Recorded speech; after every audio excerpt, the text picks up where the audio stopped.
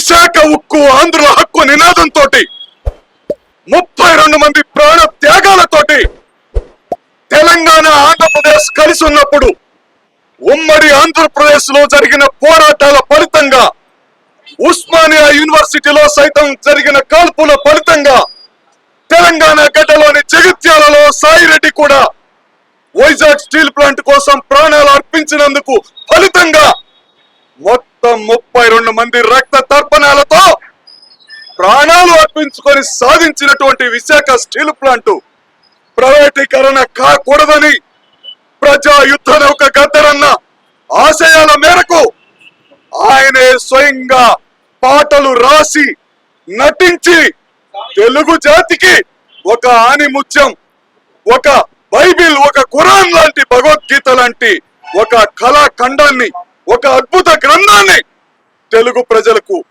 ఈ ఉక్కు సత్యాగ్రహం అనే చిత్రం రూపంలో సందేహం లేకుండా అందించాడు. ఆ సినిమాలో ఆయన నటించిన నటన భావితరాల తెలుగు జాతి, ప్రపంచంలో ఎక్కడున్న తెలుగు వారు కూడా గౌరవించాలి. ప్రజల త్యాగాలతో ఏర్పడినటువంటి స్టీల్ ప్లాంట్ ప్రైవేటీకరణ జరగకుండా అడ్డుకోవాలి.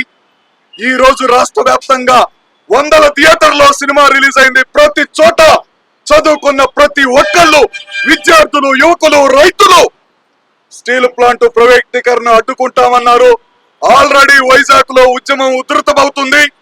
రాష్ట్రమంతా 2 రాష్ట్రాల్లో ఉద్యమం జరిగి స్టీల్ ప్లాంట్ కోసం ప్రైవేటీకరణకు వ్యతిరేకించినప్పుడే గద్దరన్న గారికి ఆత్మశాంతి, తెలుగు జాతికి మేలు జరుగుతుందని మీకు మరోసారి తెలియజేస్తూ, ఇన్ని 100 మంది ఈ సినిమా థియేటర్కి వచ్చి చిన్న బడ్జెట్ సినిమా అయినా సరే ఆశ్చర్యంతో, ఆనందంతో చూసి మమ్మల్ని అభినందిస్తున్నారంటే తెలుగు ప్రేక్షక దేవుళ్లకు, ఇంత ఘన విజయాన్ని అందించిన ప్రేక్షక దేవుళ్లకు చేతులెత్తి నమస్కరిస్తూ, గద్దరన్న వారసురాలు విశాఖ ఉక్కు